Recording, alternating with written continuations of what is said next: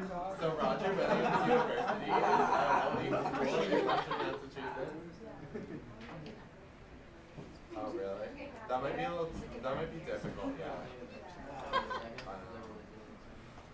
All right, you know what the sound of the door means. We're in here and we're focused. How are ya? All right, a couple housekeeping things first. Neil, do you have your essays? Not yet. All right. Tomorrow? Yeah, that's fine. That's fine. All right, and we're gonna take a look over at our calendar over here. So I scheduled you guys for today. We're gonna get a long block, so we're gonna start filming our senior video project, and I'm really looking for you guys to give a couple inspirational words for the next year's group. I'm gonna divide you into groups, and each group is gonna look for like the key, most important facts from each of these sections that we've already gone over this year. All right, does everyone want to line up in the back? Your system. What are we lining up by? Medical by last name? Yeah. First name? Yeah. Pets name? Yeah. Birthdays? Yeah. How about favorite ice cream first letter? Yes. Alphabetical by our allergies?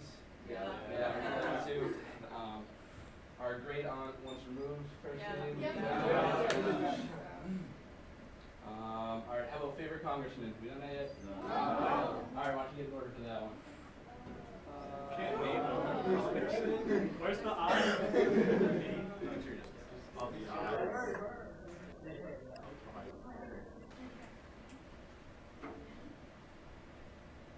Two, and two. All right, everyone in your groups. We're gonna start. Where do I go? I'm good. Right here? Alright, sounds like a plan. No plan over here. I got stuff. All right. When we're in groups, I don't want to hear any cross-pollinating over here. You think we should talk about for All the right, executive? these are the facts. We need to start with presidential elections, the difference between general and primary, and how they affect voter turnout. We need to talk about powers of the president and the check the president has on other branches and the branches on them. We need to talk about the singular nature of the president and how it affects his roles and what his roles are and what they mean to the American people. We need to talk about presidential influence, how he influences the other branches, appointees, and influences on the president's appointments. I can't deal with him. I really just can't. I am Malcolm Moore. I'm gonna pop some tags. Only got $20 in my pocket. I'm hunting, looking for a come up. This is. So Mr. Hastings assigned us the interest groups chapter. So I think it's important that we talk about what the definition is. And right here it says a formal organization of people who share a common goal or social circumstance and who band together in the hope of influencing government policy. And there's like a big difference between political parties and interest groups for that reason, because the interest groups are just looking to influence politics and get legislation passed, whereas the political parties are wanting to gain office and like control the government. And it's important to talk about the strategies too, how they have like three main strategies of lobbying, grassroots movements, and litigation. And like to talk about how lobbying is direct contact with organized efforts to influence legislation, and how grassroots activity is different because it's more of like rallying groups of people behind a lobbyist cause. And litigation, how it's initiating and prosecuting a lawsuit to get a group's desired change in a particular process. Yeah, and it's also pluralism is also like a really central idea in government, and so that's like the idea of gridlock, where the glut of interest groups leads to like a situation analogous to a traffic jam, where like the different initiatives are stalled because they can't compromise. So that's really important also. Yeah, I remember a lot in the lecture notes was about the PACs, the political action committees, and how they help to like fund the projects the interest groups want to do, and how like they're specifically a federally mandated, officially registered fundraising committee that represents interest groups in the political process. And like all those different cases we had to go over, like Buckley versus Vallejo for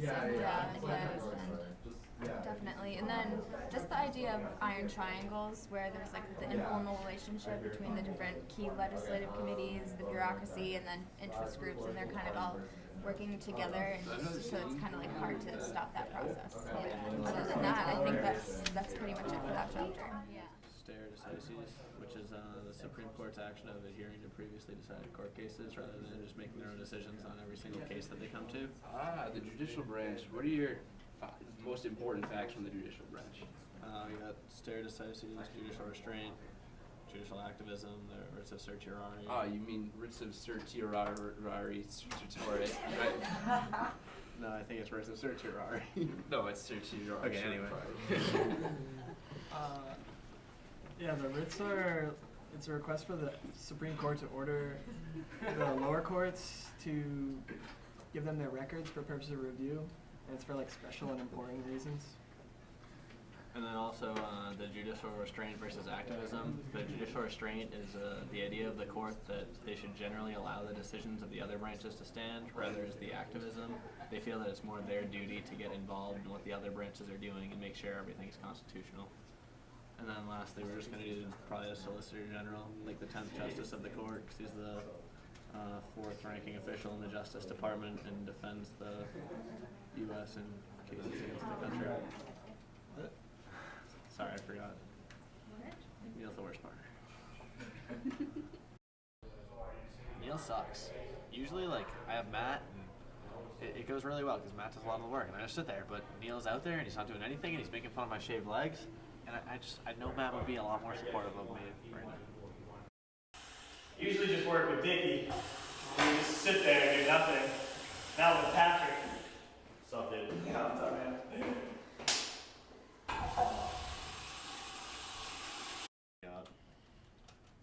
Well, when you're taking the test, it's always good to read the crash course books before. You gotta hydrate the night before and bring some snacks. That's clutch. Definitely budget your time on the essays and identify the easiest and shortest one to possibly take time away from. Don't change answers on your multiple choice unless you're 140% sure. Alright, don't be intimidated by the test. Don't cram. Bring mad pencils or don't bring pencils. Gotta pick one or the other. And then Mackenzie wrote something at the bottom. Can't barely read this. Write quickly on free response questions. Read the whole question before you start writing so you don't write about something too soon or something that doesn't matter. Thanks, Mackenzie. I wonder if she did that. Alright, that's all we got. Is that part of your bit, Mackenzie part? Alright, so like, we gotta talk about these weird things that were on the AP test that I kind of don't really know. So let's start with political efficacy. So it's really, really important. It was on like every AP test we saw. It's basically the belief that one's political participation makes a difference. Political efficacy, you can be affected by participating in politics. Right.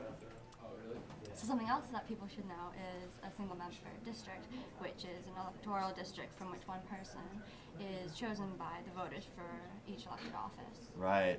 This type of electoral system typically leads to legislatures dominated by only 2 parties. Alright, so what else is important? Well, I feel like there are a lot of questions about congressional redistricting and gerrymandering. So like, with congressional redistricting, it happens every 10 years after a census is conducted by the Census Bureau. And it's basically when the reallocation of the number of representatives each state has is changed based on their new population. And another thing is gerrymandering, in which the majority party redraws the congressional districts to give a benefit towards their party. Right. Alright, what else do we have to talk about? Oh yeah, this weird rule that came up with some of the civil rights and Supreme Court cases we studied. It's called the exclusionary rule. Pretty sure it deals with the 4th Amendment. The Supreme Court has a guideline that prohibits evidence obtained by illegal searches or seizures from being admitted in the court. He never stops talking.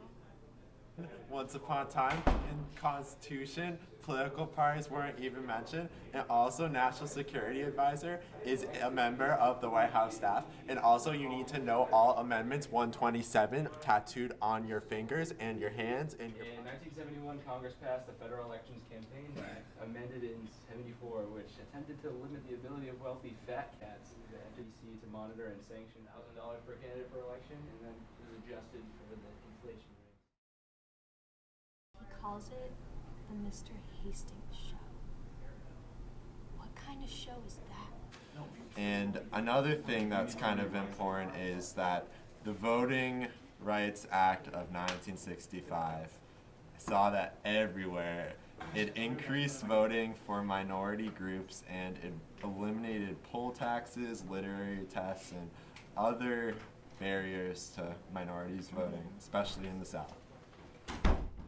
Versus Board of Education, but Brown won because Brown's best college ever, even though that wasn't college case.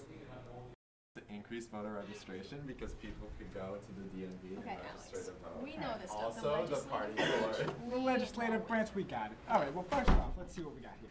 Oh, you gotta start out with the Great Compromise. Obviously, that's the Obviously, most the Great important thing. Compromise. Of Obviously, course. I mean, like the two-house bicameral legislature, the House and the Senate, the House based on statehood, and the House based on representative proportionment. See, I'm having trouble talking today. No, it's alright. It's The just too gears are turning. obvious. The gears are turning. It's too obvious. All right. Obviously, the next thing is numbers. Okay. Numbers. Senate's 100. House is 435. Exactly. Obvious. And to go along with the numbers, I mean, you gotta talk about reapportionment, redistricting, and even gerrymandering. You know, it's all about the numbers. The All more about the people you get, the better you do. All about the numbers. All right. Obviously, the next thing, none of this stuff. Nope. Nope. Nope. Obviously, the next thing, House and Senate, they're not the same. They're They're not the different. same. They're different. Yeah. They are. Germain. House cannot be, has to be germain. Jermaine, not German. Not German. Jermaine. Germain. Okay?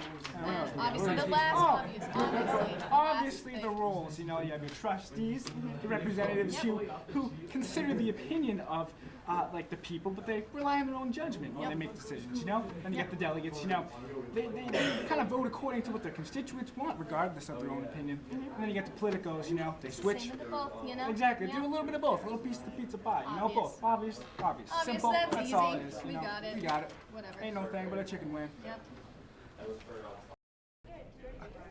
You got this. You're gonna do fine.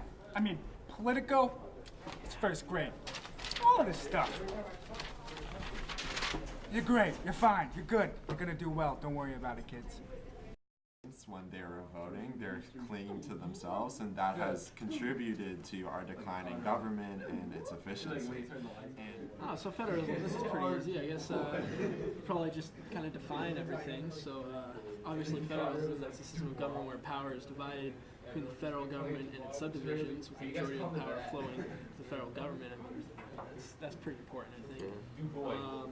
Dual federalism, also known as layer cake federalism, you gotta know that. Its initial phase of federalism is defined by a system of separate and equally powerful levels of government, as defined by the enumerated delegated powers. So that's important.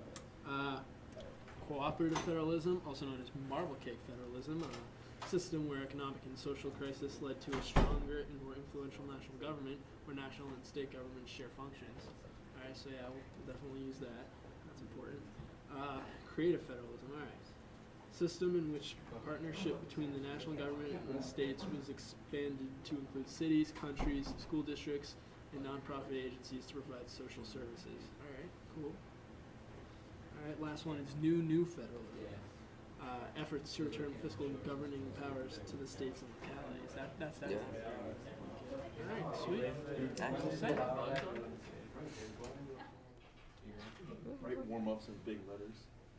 Hey Neil, since you're into your essays, you're going to do a warm-up right now. What are the 3 parts of the capitalist system?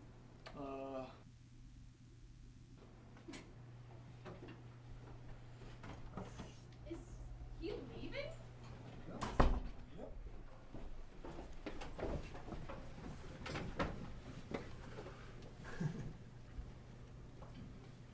Yo, go. Hand me some paper. Nicole, can I have another water bottle? Do you have some gum? Nicole, while you're at it, can I have a pencil, please? see your backpack?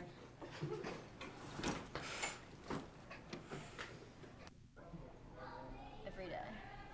Felt like the class works really well on this project. There was not a lot of cross-pollination, which was good, and everybody loved everybody. That's my motto. But I thought I was going to get tripped up when I started talking about plurality, that one. But it was good. It worked fine.